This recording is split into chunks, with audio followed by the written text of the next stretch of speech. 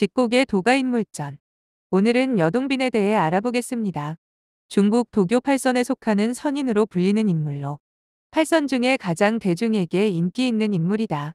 당나라 말기 때 사람으로 본명은 여암. 자는 흔히 이름으로 알려진 동빈. 도호는 순양자이고 회도인이라 자칭하였다. 전진교에서 그를 여조라고 하여 조사로서 모시고 있다. 생애에 대해서는 사실 여부를 알 수 없긴 해도 전하는 이야기가 많다. 여동빈은 태어날 때 하늘에서 노랫소리가 들려오고 아름다운 향기가 감돌았고 자주 새구름이 하늘을 덮었으며 한 마리 선악이 하늘에서 내려와 침상으로 날아들다가 돌연 사라졌다고 한다. 어려서부터 영민했으며 그는 매일 방대한 양의 식구를 암송했다고 전한다. 당나라 때 예부시랑 여의의 후손으로 태어나 당나라 말기에 진사에 급제하지 못했다고도 하고 함통년간 860에서 874년에 진사에 급제하여 현령까지 지냈다고도 한다. 화양권을 즐겨 쓰고 황백색의 난삼을 입고 큰 비단끈을 메고 다녔으며 수도하여 도교 전진부고조의 한 사람이 되었다고 한다. 또한 고향에 대해서도 분분한데 당나라 경조 출신이라고도 하고 관서 사람이라고도 한다. 이처럼 생애의 기본적인 사항조차 제대로 확인이 안 되기 때문에 정확히 알 수 없다. 여동빈과 스승 종리권이 사제의 인연을 맺은 일에 대해 두 가지 이야기가 전한다. 관리가 되어 만났다는 이야기는 이렇다.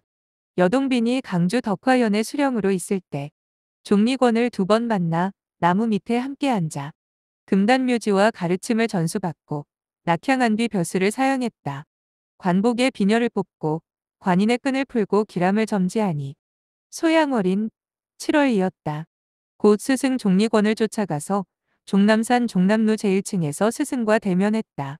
종리권이 말하였다. 너는 참으로 믿음이 있는 사람이구나. 넌 이미 활용의 법을 얻었으니 지금은 늙은이를 젊은이로 회복시키는 환동의 몸을 만들었다. 지금의 몸 상태가 64세의 기운이라 거의 선천지기를 다 써버렸으나 모든 것을 역으로 돌이켜 본래 소년 시기의 하늘로 회복하여 건체의 형상으로 만들었으므로 너의 호를 순양이라고 부를 것이다. 또 한 이야기는 시험에서 낙방하고 종리권을 만났다는 이야기이다. 그는 20세에 과거 시험을 치를 수 있는 자격을 얻었다. 장안에서 두 번이나 과거 시험에 응시했으나 낙방하였다. 과거에 낙방하고 가슴속에 쌓인 울적한 마음을 달래기 위해 괴로워하던 어느 날 관료가 되려는 꿈을 버리지 못하고 평소처럼 주막에 앉아 술을 마시다가 한 노인을 만나게 되었다. 사리사욕이 없고 온화함이 넘치는 노인의 풍모는 여동빈의 마음을 사로잡았다. 노인은 현재의 삶이 얼마나 무상한지와 세상은 허영과 우연, 배신으로 이루어져 있다는 것을 말하였다. 그리고 세속적인 삶을 모두 버리고 영원한 생명을 찾아보라고 권했다. 알고 보니 그 노인은 종리권이라는 신선이었다. 종리권은 여동빈의 마음을 다 꿰뚫어 본 듯이 그에게 내일 여기 적혀있는 주소로 자신을 찾아오라고 말하고는 먼저 자리를 떴다. 여동빈은 영원한 생명을 찾아보라는 그의 언어와 풍모의 마음이 동하여 헤어진 다음 날 종리권이 준 주소를 들고 장안 근처의 숙소로 찾아갔다. 찾아간 때가 정오여서 종리권은 마침 방 안에서 작은 화롯불을 피워놓고 부채질을 하면서 노란 조밥을 짓고 있었다. 서로 몇 마디 이야기를 나누고 있는데 여동빈은 갑자기 졸음이 물밀듯이 몰려왔다. 종리권이 보고는 자네는 이미 피곤함에 지쳐 자고 싶다는 생각뿐이니 저기 내 침상에 올라가 조금 자게나. 내게는 작은 베개가 있는데 이름을 여의침이라고 하네. 자네는 여의침을 베고 자면서 여의몽이나 한번 꾸게나라고 했다. 여동빈이 여의침을 베고 눕자마자 몽롱해지더니 하염없이 잠에 빠져 꿈을 꾸었다. 여동빈은 젊어서 장안에 가서 과거 시험에 장원급제하여 한림학사가 되었고 그 후 권문세가의 아내를 맞아 장가들고 자식도 여럿 낳았다. 인간 세상에 부귀영화가 한 몸에 모이듯이 출세가도를 달렸다. 평생의 소원을 크게 이루었다고 기뻐하였고 바야흐로 만사가 순조로워 인생의 최고조를 만난 듯 특이영양할 때 재앙이 닥쳐 다른 당파 모함에 걸려들었다. 천자의 노여움이 감찰기관으로 하여금 그의 죄를 다스리게 하여 재산을 전부 몰수하였고 아내와 자식들도 다 흩어졌으며 그 자신도 재판을 받아 변방으로 쫓겨나게 되었다. 혈혈단신 그 고초는 이루 형언할 수가 없었다. 스스로 인생의 무상함을 크게 탄식하다가 호련 꿈에서 깨어났다. 여동비는 잠에서 깨어나면서 그 수십 년의 인생살이 부귀영화가 정령코 한바탕 꿈에 불과하다는 것인가라고 스스로 자문해 보았다. 정신을 차리고 몸을 일으켜 주변을 둘러보니 낮잠이 들기 전처럼 선인 종리권이 아직도 화롯가에 쭈그리고 앉아 노란 조밥을 짓고 있었는데 그 조밥이 아직 익지도 않았다. 종리권은 여동빈이 꿈에서 깨어난 것을 보고는 웃으며 읊조리듯이 말했다. 노란 조밥이 아직 익지도 않았는데 꿈이 끝났다. 너의 수십 년 부귀영화도 절정까지 갔다가 이렇게 결말나지 않았는가. 여동빈은 본래 도를 향한 마음이 있었다. 단지 지난 수십 년간의 고난에 대한 소득이 없어서 불만스러운 것도 사실이었다. 그러나 생생하게 꿈속에서 그런 과정들이 점화되었고 갑자기 자신을 성찰하고 깨닫게 되자 세상의 미련을 버리고 수도하고자 결심하였다. 그 자리에서 일어나 여동비는 종리권에게 예를 갖추어 스승으로 모셨다. 또 한 이야기는 이렇다. 세 차례나 진사시에 낙제했는데 그때 이미 64세의 고령이었다. 시리에 찬 그는 강호를 유랑하다 우연히 장안에 있는 술집에 들렀는데 여기서 종리권이라는 사람을 만난다.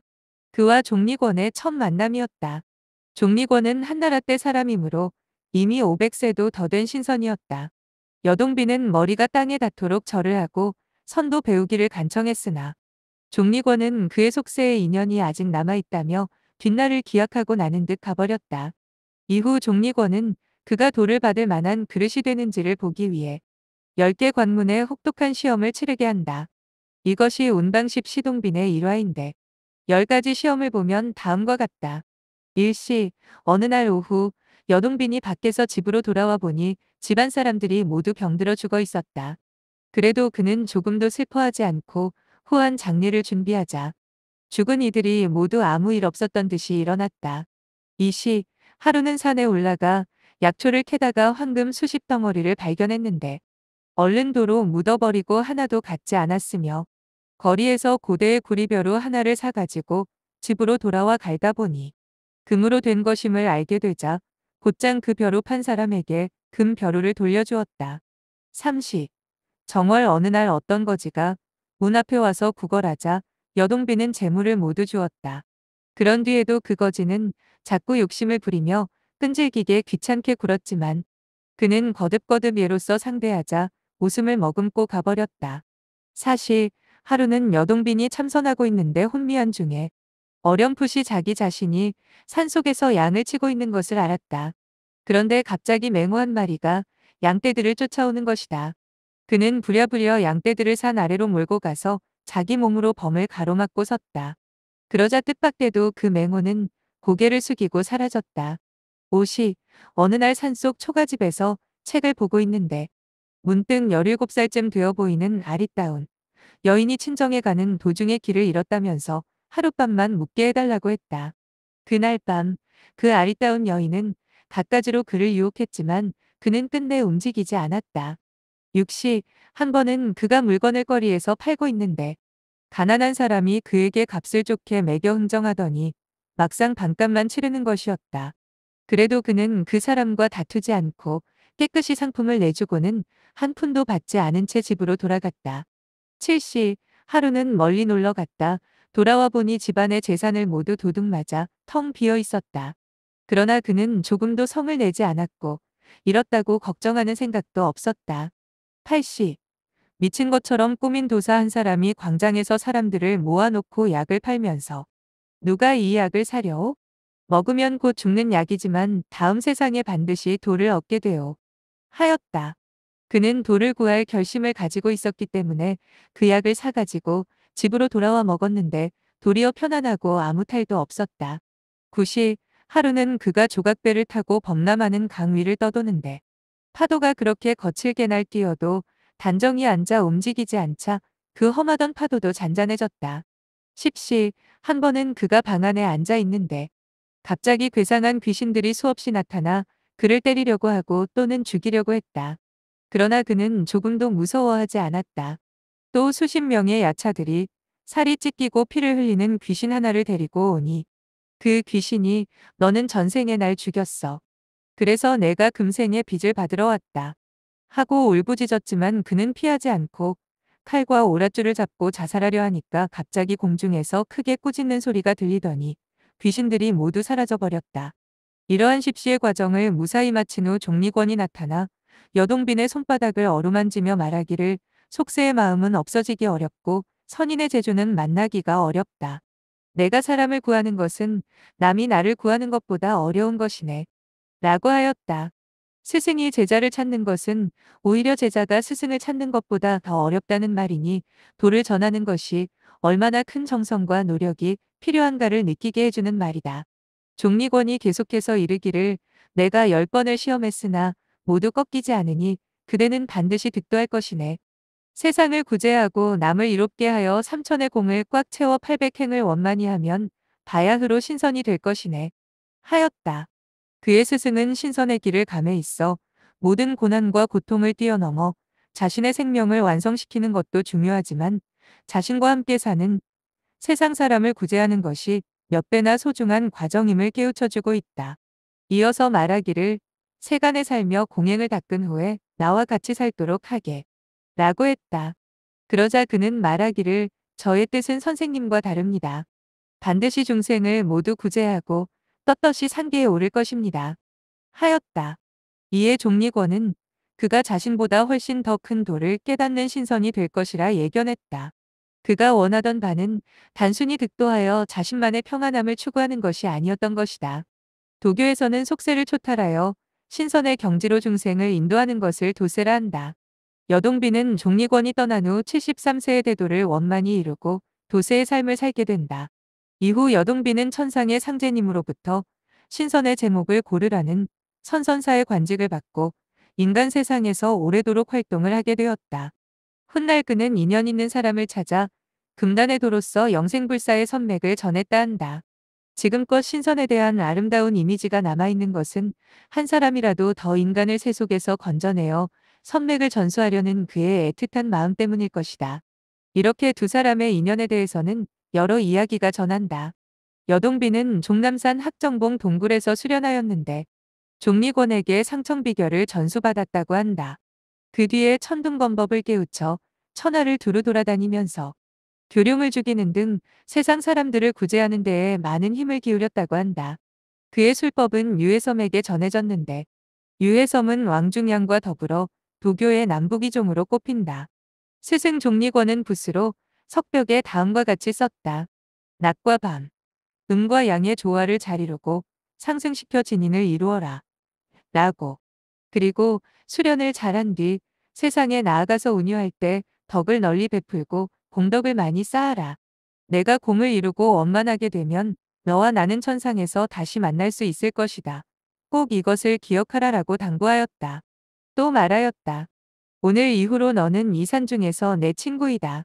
앞으로 이 암자에서 결과부자에 힘쓰고 마음을 고요하여 단을 돌이켜서 단련해야 한다. 삿된 마음을 바꾸어라. 화로를 3번 설치하고 진전이 없다면 마음이 만연할 것이다. 사람의 마음은 죽지 않는다. 불기운의 조절을 강하게 하지 말아야 한다. 반드시 마음의 번뇌 등 잡생각을 지워버리고 크게 안정된 상태를 유지해야 한다. 이에 여동빈이 하루 종일 자리에 앉아 공부에 들었다. 어느 날 종리권은 여동빈에게 내가 머지않아 천하십주의 모든 신선들이 천계에 가서 옥황상제를 배하라고 자기가 베푼 공덕을 아른다. 나 또한 상제를 뵈러 가려고 하니 너는 이 동굴에서 오래 머물지 않아도 된다. 적당한 때에 동굴을 나와 구름 따라 세상에서 논일도록 하거라. 10년 후 너는 동정호에서 나를 다시 볼 수 있을 것이다. 라고 하였다. 스승이 떠난 후 여동비는 동굴에 몇 년을 더 머물며 수련을 하였다. 그리고 종남산 동굴을 나와 흘러가는 구름처럼 천하를 논일면서 떠돌아다녔다. 하루는 여동빈이 악양로에 올라 시를 읊었다. 홀로 높은 누각에 올라 팔방을 바라보니 검은 구름 흩어지고 둥근 달만 중천에 외롭게 떠있네. 망망한 우주에 사람은 많고도 많은데 산에 대장부라 할 사람이 몇이나 될까. 여동비는 악양로에서 10년 만에 스승 종리권을 만나 해후하였다. 이후 여동비는 100여 세까지 살다가 무창 황학로 3층 누각 위에서 신선이 되어 하늘로 올라갔다고 한다. 신선이 된 뒤에도 여동빈은 인간 세상에 자주 나타나 도수를 선보였다. 그는 세상에 수시로 모습을 나타내고 때로는 걸식하는 사람으로, 때로는 늙고 쇠잔한 영감으로, 때로는 누추한 줌으로 나타나 사람들의 마음을 가름하고 그의 공덕을 헤아린 후에 도를 전하였다. 한 일화에 여동빈이 기름 장사로 변신하여 기름을 팔면서 악양에 갔다. 기름을 사는 사람들마다 더 달라고 요구했다. 다만 한 노파만 기름을 사면서 더 달라고 하지 않았다. 그 노파는 여동빈이 간 후 우물 속의 물이 전부 미주로 변한 것을 알았다. 그 노파는 우물 속의 술을 팔아 1년 후에 부자가 되었다. 그 후 어느 날 여동빈은 그 노파 집에 갔는데 마침 노파가 없고 그녀의 아들이 집에 있었다. 여동빈이 당신들 집은 지난 1년 동안 술을 팔아 부자가 되었는데 느낌이 어떠한가 하고 물었다. 그 노파의 아들은 좋기는 좋은데 단지 돼지를 먹일 술찌꺼기가 없어서 힘들다. 고 하였다. 여동빈이 탄식하면서 인심이 탐욕스러워 부끄러움도 모른다. 고 하면서 우물 속에 쌀을 거두어 들였다. 노파는 외출해서 돌아와서 우물 속의 술이 모두 물로 변한 것을 알았다. 사람의 욕심은 이렇게도 끝이 없는가. 여동빈은 이렇게 사람들의 실망을 하고 또 세상 속에서 미친 사람의 소리를 들어가면서도 천지를 집삼아 세상의 좌충우돌하는 도스의 여정을 멈추지 않았다. 그에게 도를 받아 신선의 길을 간 사람은 수없이 많다. 여동빈 선인은 세상의 온갖 고난을 두루 겪고 다시 3,000가지 공덕을 가득히 행하여 진선에 올랐다. 그러나 다시 커다란 자비심을 내어 모든 창생과 성인들 씨앗이 있는 사람들을 제도하기를 서원하였다. 세상을 등지고 은둔했던 다른 신선들과 달리 세상을 제도하기 위해 바쁘게 뛴 그의 활동은 역사 속의 길이 빛나고 있다. 여동빈이 송대의 왕중량에게 도를 전한 이래로 왕중량이 개척한 전진교 교단은 마단양, 구척이 등에게 전해진 후 원명대에는 도교의 주류가 되었다. 여동빈은 중생들이 명리재색에 빠져 허우적거리다 헛되이 죽음으로 가는 것을 경계한 듯 다음과 같은 시를 남겨 후학을 경계하였다. 사람 몸 얻기 어렵고 도 밝히기도 어려워라. 사람 마음 따라 도의 뿌리를 찾나니 이 몸을 이 생애에 제도하지 못하면 다시 어느 때를 기다려 이 몸을 제도하리요. 이상 도가인물전 여동빈에 대해 알아보았습니다. 경청해 주셔서 감사합니다.